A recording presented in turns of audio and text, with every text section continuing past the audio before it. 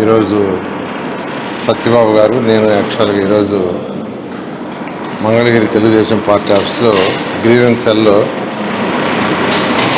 ఈరోజు కూర్చోవటం, ఎవరైతే వారి యొక్క సమస్యల కోసం ఇక్కడికి రావటం, వాళ్ళందరి దగ్గర ఈరోజు వినతులు తీసుకోవడం జరిగింది. దాదాపు 84 మంది ఇప్పటి వరకు వచ్చారు. 84 మంది.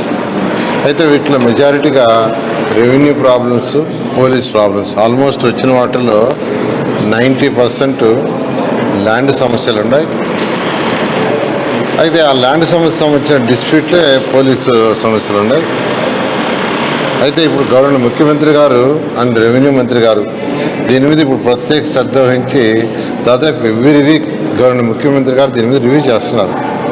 ప్రతి సమస్యని సాల్వ్ చేయాలి, ప్రతి ఒక్కరికి ఇబ్బంది లేకుండా చేయాలి. ఈరోజు ఏదైతే గత ప్రభుత్వం చేసిన అవకతవకల వల్ల అందరూ తీసిపోయి 22Aలో పెట్టేశారు. ప్రతి ఒక్కరి ల్యాండ్స్ తీసిపోయి 22Aలో పెట్టేసి రాజకీయ నాయకుల యొక్క కంట్రోల్లో పెట్టుకున్నారు గత ప్రభుత్వం.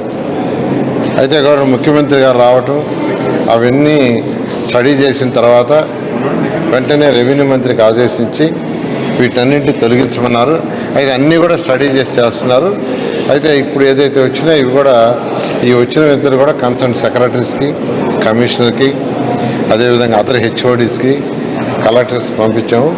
వారి దగ్గర నుంచి ఎవరైతే వినతులు ఇచ్చారో వాళ్ళకి ఫోన్లు పోతాయి, వాళ్ళని పిలిపించి యాక్చువల్గా డిస్కస్ చేసి వాళ్ళ సమస్యలు సాల్వ్ చేయడం జరుగుతుంది. ఆ విధంగా ఈరోజు తెలుగుదేశం పార్టీ ఆఫీస్లో ఈరోజు మా ఇద్దరికి వచ్చిన, అంటే ప్రతి నెల ఒకరోజు ఖచ్చితంగా మంత్రులు రావాలి, రిసీవ్ చేసుకోవాలి, సమస్యలు తెలుసుకోవాలి, సమస్యలు సాల్వ్ చేయాలి. ఈ రాష్ట్రంలో ప్రతి ఒక్కరి సమస్య ఏదున్నా ఎప్పటికప్పుడు సాల్వ్ చేయాలనే ఉద్దేశంతో గవర్నర్ ముఖ్యమంత్రి గారు, అదేవిధంగా యువ నాయకుడు లోకేష్ గారు వారు ఆదేశించి ఈరోజు రావటం ఇది చేయటం జరిగింది.